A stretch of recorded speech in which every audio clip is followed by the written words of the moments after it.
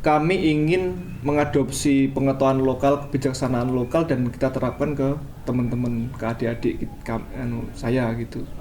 Kayak misalkan ya pola pembelajaran di Sanggoredi kan merespon lingkungan ya. Misalkan kita ada nih kegiatan-kegiatan membaca bersama gitu. Kita kadang juga ada menulis puisi berjalan. Menulis puisi berjalan itu gini Mas. Kita jalan-jalan ke lingkungan sekitar, terus kita melihat lingkungan itu ada apa, terus kita rangkai menjadi sebuah puisi.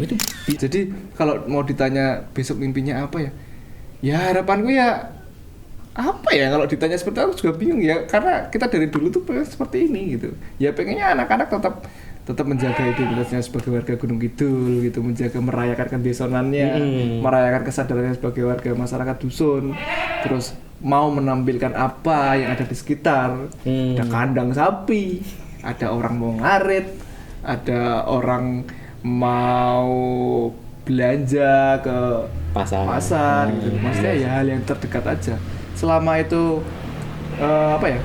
mereka mau ngangkat itu sih, itu sudah bagian dari prestasi sih Mas. Disclaimer. Boleh. Tadi itu teman-teman, ini tuh tadi sudah jadi ya videonya, terus ini diulang lagi. Yang keberapa? 3. Jadi kami mengulangi 3 kali, padahal tadi udah selesai, udah bagus, udah menarik. Ini diulang lagi teman-teman. Ya sudah, akhirnya kami mengikhlaskan diri untuk take ulang, walaupun sudah kondisinya udah malam. Jam berapa ini?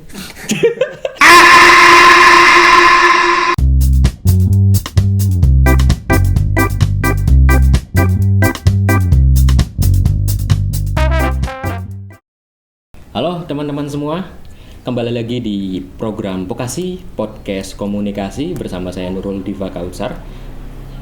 Jadi kesempatan hari ini cukup luar biasa banget ya buat saya ya, karena hari ini bisa main ke Gunung Kidul. Wah, saya tuh kalau dengar Gunung Kidul itu ini ya cukup menarik gitu loh buat diri saya sendiri, karena Gunung Kidul itu ternyata nggak cuman sekedar pantai dan pariwisata yang ciamik di Jogja gitu loh. Tapi di situ ada sisi lain yang mungkin teman-teman semua perlu tahu. Di sana ada banyak kearifan lokal, ada banyak sisi kedaerahan yang belum banyak terungkap gitu teman-teman semua. Nah, untuk membicarakan ini, kiranya saat ini saya sudah bersama sahabat baik saya yang udah beberapa waktu nggak ketemu ya, tapi saat ini ya akhirnya kami bisa ketemu lagi dan kami akan ngobrol banyak tentang Gunung Kidul. Siapa dia? Dia adalah Jevi Adinugraha. Halo Jeff, tepuk tangan dulu dong. Gimana Jeff? Sehat Jeff? Aman. Nggak ketemu kapan ya? Bulan September. Oh iya, Tuh nonton G30S. Ya kan habis itu ngopi habis itu Pak. Oke, jadi teman-teman, Jevi ini salah satu pegiat seni di Gunung Kidul ya. Dia juga peduli dengan isu-isu kearifan lokal, dia juga peduli dengan isu-isu apapun yang ada di Gunung Kidul, dan Jevi ini pengen berupaya mengangkat itu lewat salah satu media namanya Sanggar Ori. Mungkin teman-teman penasaran ya, Sanggar Ori itu apa sih? Nah, oke. Gimana Jeff? Sanggar Ori itu sebenarnya apa sih? Kan wadah kesenian tuh ada banyak ya, dan kesenian juga ada beragam gitu. Mungkin bisa cerita Sanggar Ori itu apa, wadah apa gitu. Iya, teman semua. Makasih Mas Nurul yang sudah datang jauh-jauh dari Jogja, dari negara Mas. Nek Gunung Kidul ngarani Jogja ki negara. Negoro lah. Okay. Karena jauh kota. Oke. Perkenalkan teman-teman, apa jenenge YouTube Muru? Podcast teman-teman komunikasi. Podcast komunikasi lovers. Weh. Nama saya Jevi Adinugraha, biasa dipanggil Jevi. Saya hidup dan tumbuh besar di Dusun Keblak, Ngeposari, Semanu, Gunung Kidul. Tadi Mas Nurul bilang atau tanya soal Sanggar Ori itu apa. Yang jelas kalau Sanggar Ori itu ruang kolektif Mas. Ruang kolektif yang berbasis pendidikan alternatif. Terus ada seni budaya yang mengangkat kearifan lokal di Gunung Kidul, seperti itu. Itu sih Mas kalau singkatnya tentang Sanggar Ori itu, ruang-ruang kolektif yang mewadahi teman-teman di Dusun Keblak. Oke. Nah, itu bisa ceritain nggak Jeff? Kenapa mendirikan Sanggar Ori gitu? Kan media buat ngangkat kesenian kan ada banyak ya, bisa aja kumpul-kumpul sekedar gitar-gitaran, ceritain kesenian, atau kumpul-kumpul bersama kawan-kawan Karang Taruna gitu. Dan kenapa harus ada Sanggar Ori akhirnya? Iya, tahun 2013 itu kami di dusun itu belum banyak ruang-ruang yang buat mewadahi teman-teman untuk berekspresi, Mas.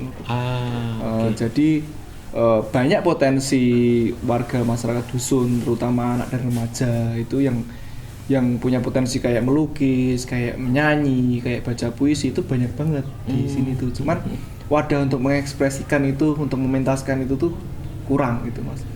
Akhirnya berangkat dari keresahan itu, dan saya dan bersama teman-teman, ada Mas Zainal, ada Mas Andika, itu kayak pengen gitulah bikin wadah ruang yang untuk menjadi tempat mereka untuk berkarya seperti itu sih, Mas. Itu tahun 2013.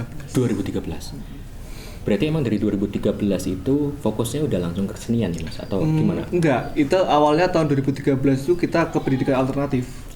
Jadi kita itu membuka awal itu pengennya awal dulu itu kan teman-teman atau warga masyarakat dusun itu kan sudah mendapat pendidikan formal ya, di sekolah ya, dengan kurikulumnya ya. Dan kami pun kayak pengen menambahi gitu, pengen cari alternatif lain apa sih yang belum didapatkan di sekolah gitu. Akhirnya kita itu pola pendidikannya ya kita kembali lagi ke istilahnya merespon lingkungan gitu. Maksudku gini, artinya kami ingin mengadopsi pengetahuan lokal, kebijaksanaan lokal, dan kita terapkan ke teman-teman, ke adik-adik saya gitu. Kayak misalkan ya pola pembelajaran di Sanggar Ori kan merespon lingkungan ya. Misalkan kita ada nih kegiatan-kegiatan membaca bersama gitu. Kita kadang juga ada menulis puisi berjalan. Menulis puisi berjalan itu gini, Mas. Kita jalan-jalan ke lingkungan sekitar, terus kita melihat lingkungan itu ada apa, terus kita rangkai menjadi sebuah puisi. Itu bisa ya, maksudnya bikin puisi model begitu ya? Ada, maksudnya mereka tuh lebih, kan kalau anak-anak kan kita lebih suka hal yang bersifat visual gitu, Mas. Melihat sesuatu hal yang menarik itu, mereka sangat tertarik dengan itu. Dan kenapa nggak kita arsipkan gitu? Termasuk dengan seni rupa juga, kita kan juga ada seni rupa.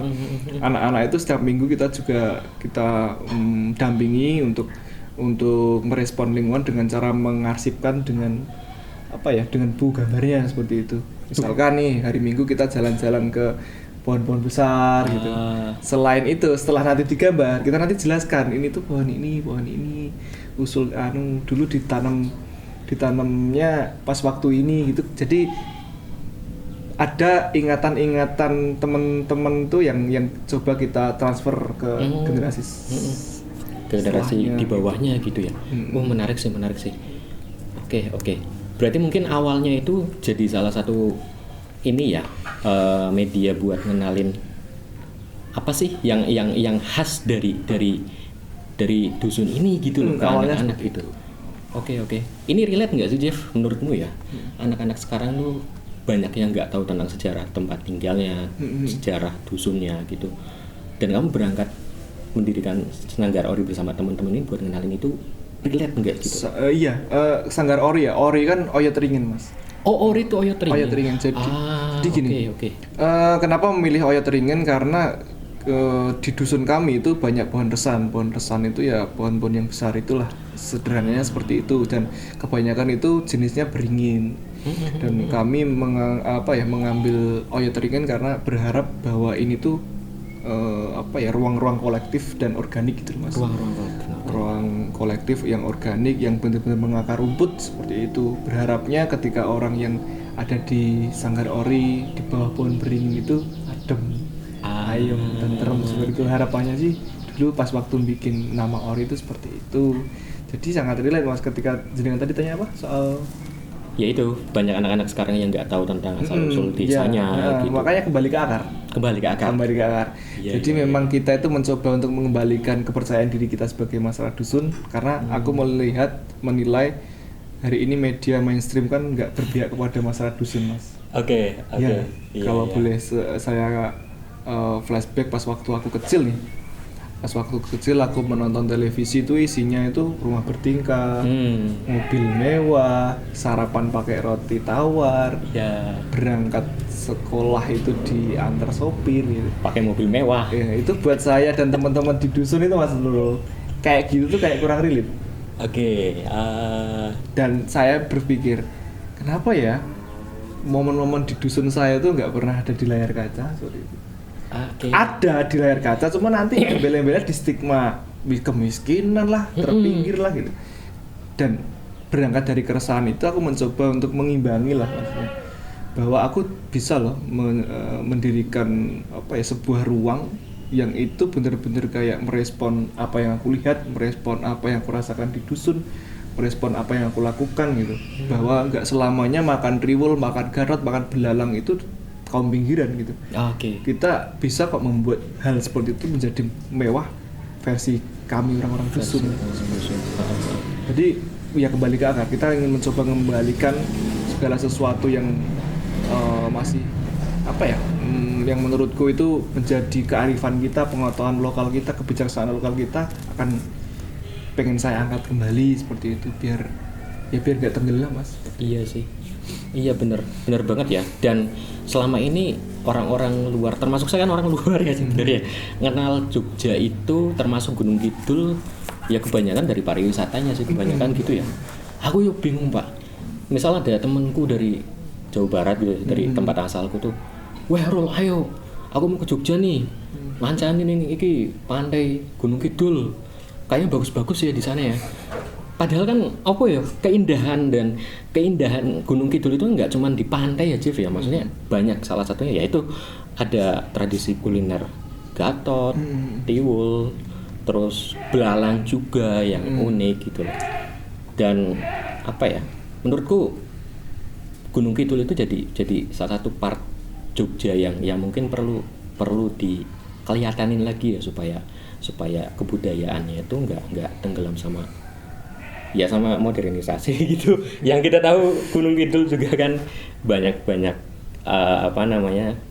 banyak hal modern yang menggeser itu mungkin ya, itu sih. Oke, menarik sih Jeff. Dan tapi gini Jeff, caramu buat ngenalin ini atau cara teman-teman di Sanggar Ori buat ngenalin kearifan lokal ini, terus kebudayaan khas Gunung Kidul ke anak-anak itu piye itu Jeff? Karena kan anak-anak sekarang kan ya mungkin lebih dekat ke gadget yang itu bisa bikin mereka lihat dunia luar, dunia modern gitu ya. Sedangkan ini kan kayak paradoksnya ya. Nah itu gimana Jeff? Iya. Kan kalau di Sanggar sendiri kan kita nggak mau memaksa untuk ayo kita gabung, ayo kita bikin ini Mas. Yeah. Kita mencoba merespon ruang sekali lagi. Merespon ruang. Jadi polanya di Sanggar itu kita bikin sesuatu. Biar teman-temannya tertarik gitu. Teman-teman di kampung misalkan. Oke. Misalkan kamu Mas Nurul, kamu tinggal di kampung kan. Terus ada WA group misalkan, terus kamu terlibat dalam suatu kolektif itu, terus ada ketuanya atau pemimpinnya share di grup misalnya. Ayo, hari ini kita bikin ABC gitu. Ya. Terus gak ada yang datang gitu. Kalau aku sendiri menilai itu kan karena kegiatanmu nggak menarik.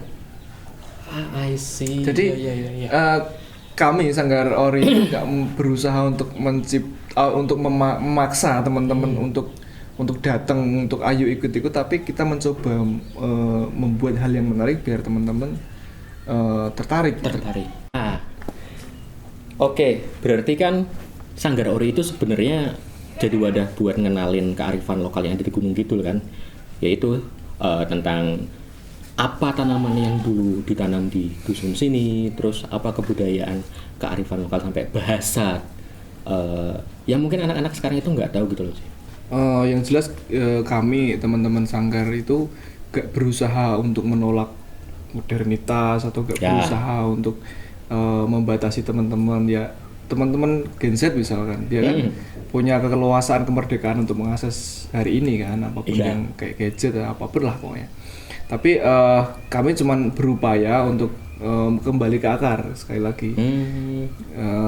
Kita mencoba untuk mengingat kembali, mengarsipkan apa sih pengetahuan lokal kita yang ada di sini itu apa, kebijaksanaan lokal apa yang bisa menurut kami itu bagus untuk dilanjutkan seperti itu. Dan pertanyaan Mas Nurul bagaimana cara menarik itu, ya kita mencoba merespon ruang gitu. Kita nggak berusaha untuk memaksa anak-anak teman-teman yang ada di sini tuh untuk ayo ikut di sini gabung Sanggar Ori, nggak berusaha untuk itu sih. Kami cuma menciptakan sebuah ruang yang berusaha untuk membuat hal yang semenarik mungkin biar anak-anak itu ya tertarik Mas. Ya kalau misalkan kita bikin event dan biasa saja dan nggak ada yang datang, ya jangan salahkan yang nggak datang, salahkan kita yang bikin event karena nggak asik gitu loh. Kemasannya nggak menarik gitu loh Mas. Jadi kita berusaha untuk itu. Misalkan ya, karena ada kegiatan di Sanggar Ori itu minggu pagi, biasanya gambar, terus baca puisi, terus latihan untuk menulis gitu kan. Nah itu biasanya kita mencoba memantik aja teman-teman gitu. Misalkan ada yang bisa ngelukis nih, ada yang ngelukis terus Kak pembina apa sih, guru atau mentor lah itu. Sebelum adik-adik datang itu mereka sudah melukis gitu kan, terus nanti anak-anak datang, Mas gambar apa? Nah, kita coba jelasin penasaran. Nah, model pendidikannya kita seperti itu, kayak interaksi organik gitu loh Mas. Interaksi yang memantik mereka untuk bertanya, untuk merespon gitu, kayak menciptakan bunyi-bunyian lewat gamelan gitu kan. Itu kan upaya kami untuk mengenalkan biar teman-teman itu bertanya gitu. Terus kemudian kita merespon. Oke. Biasanya kan gini Jeff, sanggar itu kan mungkin tanda kutip sakral ya. Orang tuh melihat sanggar itu sebagai tempat buat latihan nari yang serius, terus latihan. Ya mungkin kebanyakan sanggar itu nari gitu ya fokusnya. Nah kalau Sanggar Ori ini apa yang jadi bedanya karo sing liyane gitu ya? Oh iya. Ada apa lah? Ada apa lah di sini? Mas. Kan ada lukisan, terus ada tadi kamu bilang ada gamelan juga. Nah, itu ada apa aja? Oh iya, kami kebetulan fokusnya di beberapa bidang. Pertama, kalau misalkan di seni rupa, terus ada teater, ada film, terus ada sastra juga gitu.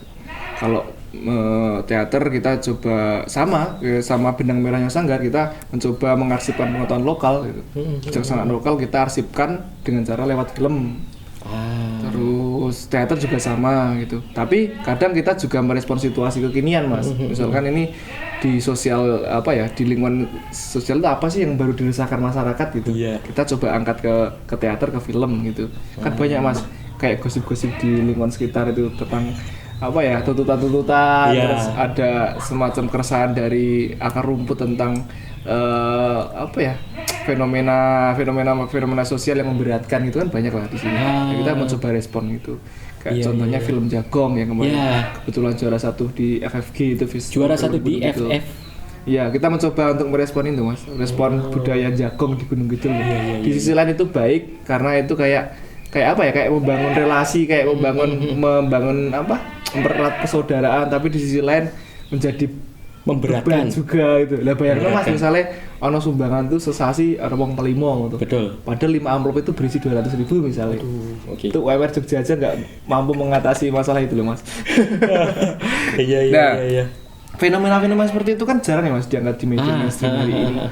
Dan kita mencoba untuk merespon hal-hal yang kelihatannya ini tuh hal besar loh. Ini tuh hal yang benar-benar dirasakan akar rumput loh. Tapi nggak jarang sekali untuk diangkat di permukaan. Bahkan nggak bakalan itu budaya Jagong itu didiskusikan secara orang praktisi itu nggak bakalan. Makanya kita mencoba untuk merespon itu juga gitu Mas. Terus seni rupa pun juga sama, kita memotret apa yang ada di Gunung Kidul. Misalkan kita kan dari kecilan kita disuguhkan dengan pemandangan orang-orang mau pergi ke sawah, mau ke ladang, mau cari rumput, ngarit ya gitu. Ya kita coba visualkan itu lewat film, lewat teater, lewat seni rupa seperti itu. Benang merahnya. Ya jadi teman-teman, Sanggar Ori ini punya kanal YouTube namanya Milangkori Project ya. Nah itu di situ ada banyak film-film yang diproduksi sama teman-teman dari Sanggar Ori. Salah satunya yang cukup ngena itu Mas. Yang terakhir ini Pak, yang Jagong. Jagong. Iya karena karena iya ya. Jadi fenomena ini kan jadi mungkin jadi hal yang identik buat masyarakat dusun terutama di Gunung Kidul gitu ya, Jagong itu ya. Itu gimana masyarakat itu pengen tetap berinteraksi dengan masyarakat sekitar, dengan warga lainnya, tapi mereka di sisi lain juga waduh, ada transaksional gitu ya. Wah, yang lalu ibu ini nyumbang segini, masa kita nyumbangnya segini gitu loh. Jadi kan agak-agak berat ya. Ini jadi salah satu pesan teman-teman yang dibawa sama teman-teman Sanggar Ori melalui visual gitu ya. Mungkin teman-teman bisa langsung cek aja di YouTube-nya Milangkori Project. Sorry Pak. Serimpet aja. Itu banyak film-film bagus tentang Gunung Kidul teman-teman. Ya, itu ya menarik sih Jeff. Jadi sekarang total ada berapa film yang udah diproduksi sama teman-teman Sanggar Ori? Aduh. Kalau dibilang Kori Project kemarin ada 20-an ya, Nal? Mungkin ya. Ya, sekitar 20 tambah yang festival itu ada 5 ya sekitar 25 sampai 30 film. Kalau teater itu kemarin aku hitung ada 15 sampai 15-an. 15-an. Oke, persisnya aku kemarin nggak ngecek lagi. Dari tahun 2013. Tapi menarik, iya itu. Maksudnya ada sisi lain Jogja yang mungkin teman-teman nggak tahu dan bisa lihat di film-film yang dibuat oleh teman-teman Sanggar Ori. Menarik sih Jeff. Termasuk yang ngena banget itu tentang apa namanya?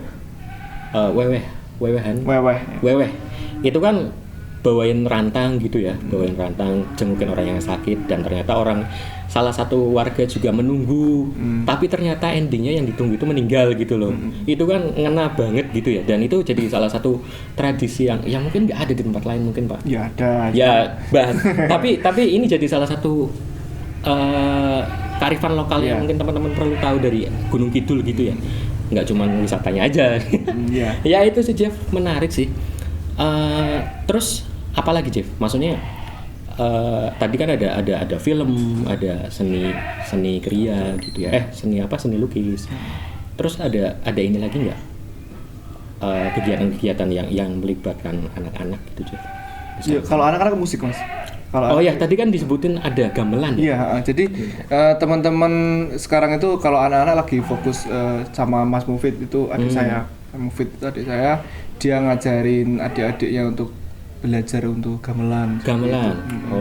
Dan itu ya berproses biasanya setiap hari Minggu sambil yang pengen belajar gambar ya gambar. Terus yang gamelan ya gamelan seperti itu. Jadi satu ruang tapi beberapa kegiatan kalau di Sanggar itu Mas. Tergantung ketertarikan sekali lagi. Jadi kita nggak memaksa kamu harus kudu nyekeli, enggak, biar mereka memilih aja gitu. Kita menyediakan ruang, mereka yang memilih seperti itu. Ya kan enak lah Mas kalau misalkan kita latihan gamelan terus dipentaskan gitu kan, orang tua pun sangat support gitu loh. Benar. Dan kemarin pun aku sangat senang beberapa bulan yang lalu tuh teman-teman adik-adik yang usianya masih 9 tahunan, 10 tahun, 11 tahun itu kita pentaskan di perpustakaan Gunung Kidul gitu. Dan itu yang bikin saya haru adalah orang-orang tua yang ngikutin gitu. Dan itu kan kayak dan itu menurut kami itu penghargaan buat teman-teman juga sih. Dan sangat mereka pun senang gitu loh kalau ditampilkan anak-anaknya bisa tampil di luar dusun kami, itu senang gitu. Jadi itu ya yang membuat kami energi positif kami untuk terus berupaya untuk mengenalkan pengetahuan lokal di Gunung Kidul. Iya sebenarnya. Dan sekarang ada berapa sih Jeff teman-teman di Sanggar Ori itu yang aktif? Maksudnya yang apa ya? Yang menghidupkan ini gitu. Kalau saya sebenarnya sudah Mas, sudah cuman tinggal memantau anak-anak aja. Sebenarnya sekarang tuh diteruskan adik saya gitu, si Mufid itu yang memegang kendali untuk apa ya? Untuk ngurusi Caca Gen Z dan anak-anak sekarang lah. Setelah Gen Z-nya baru Alpha. Iya Gen Z udah muda juga. Iya, sore itu ya yang pegang itu Mufid. Jadi mereka jumlahnya kalau yang anak-anak itu ya sekitar 15 sampai 20 orang. Terus yang remaja itu sekarang mungkin ada 10-an orang. Terus yang orang kuliahan itu sekitar 10. Oke.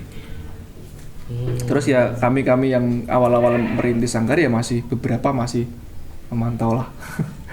Yang merintis itu siapa aja Jeff? Dirimu? Saya, Mas Zainal, Mas Zainal Abidin, Mas Andika, terus kayaknya Mas kemarin kan dulu tuh Ya, Iya sih. ya kami nggak mau mengklaim bahwa ini sanggarku, tapi benar-benar kolektif mas, sangat secara organik. Teman-teman di dusun Nah, Keblak. Keblak. Oh. kalau anggotanya sendiri nggak sekarang ya, seiring berjalannya waktu nggak cuma di dusun Keblak mas, ada bahkan beda kecamatan di luar Semarang juga banyak. Ya aktif ke sini. Iya aktif di sini dan ikut berproses juga. Oke. Akhirnya ya mereka mungkin gaung Sanggarori dari media sosial ya, mungkin ada ketertarikan datang, ya udah kita terima, terus mereka asal mereka membawa apa ya istilahnya niat baik atau mereka punya tawaran baru ya kita berproses bersama. Oke. Iya sih. Menarik. Nah, mungkin Sanggarori kan punya ya sama seperti ruang kolektif lainnya ya, punya mimpi gitu, Pak. Nah, Sanggarori itu mimpinya apa ke depan gitu loh. Dan atau rencana ke depannya juga apa gitu loh, Ya, Pak. kami tuh mas hampir nggak pernah untuk bercita-cita jadi seperti ini. Oke. Awalnya ya, tahun 2013 itu kita cuma pengen ya kita menciptakan ruang dan di situ ada kegiatan ngopi ya, terus belajar bareng gitu, nggak berpikiran untuk ikut festival film, ikut festival teater, ikut ini itu enggak, sederhana ya udah yuk kita kumpul hari ini, besok kita mau kegiatan apa gitu. Gitu, Mas. Jadi kalau mau ditanya besok mimpinya apa ya harapanku ya apa ya, kalau ditanya seperti itu aku juga bingung ya, karena kita dari dulu tuh pengen seperti ini gitu ya, pengennya anak-anak tetap menjaga identitasnya sebagai warga Gunung Kidul gitu, menjaga merayakan kedesonannya, merayakan kesadarannya sebagai warga masyarakat dusun, terus mau menampilkan apa yang ada di sekitar, ada kandang sapi, ada orang mau ngarit, ada orang mau belanja ke pasar gitu. Maksudnya ya hal yang terdekat aja. Selama itu mereka mau ngangkat itu sih, itu sudah bagian dari prestasi sih mas. Ya karena kita tahu kan sekarang banyak hal-hal yang mungkin sudah hilang lah di kanan kiri kita, lingkungan kamu mungkin juga merasakan kan. Iya sih. Sekarang di Cirebon sudah pembangunannya kayak gitu. Desaku aja yang sebelumnya masih ada sawah, mungkin ke belakang ya sekarang jadi perumahan. Nah, ya. Belakang rumahku tuh dulu sawah, Pak. Sawah, dan kalau masa panen tuh banyak yang bakar-bakar jerami gitu. Sekarang ya udah nggak ada, Pak. Ada rumah gitu. Itu bagian dari upaya kami untuk mendokumentasikan sih mas. Ya apapun. Dan mungkin adik saya tuh nggak tahu kalau dulu tuh ada sawah di situ. Itu. Waduh. Tanya udah tua. Iya. Selama ada kata wimbian yang ngono ki ana sesuatu. Atau Itu udah tua. Urung ono gedeng lho ning ngene tanda-tanda. Iya sih, cepet banget perubahan. Akhir zaman. Tapi teman-teman apa ya? Ini ada satu hal yang pengen banget aku tunjukin ke teman-teman gitu, bahwa ternyata Gunung Kidul juga bisa diarsipkan atau bisa divisualisasikan dengan buku yang punya gaya bahasa populer. Ini dia menanam hantu di Bukit Batu. Apa Jeff itu Dev? Menanam hantu di Bukit Batu. Jadi ini teman-teman ya bukunya ya. Kalau di sini itu kumpulan reportase dan catatan sederhana menyoal Gunung Kidul. Ini teman-teman bukunya. Boleh sepil dikit nggak Jeff? Ini buku apa gitu? Ya itu tentang keresahan saya ya mas sebagai masyarakat dusun. Aku ingat waktu kecil tuh sering diajak pergi ke bukit lah untuk ngarit cari pakan ternak gitu sama keluarga gitu.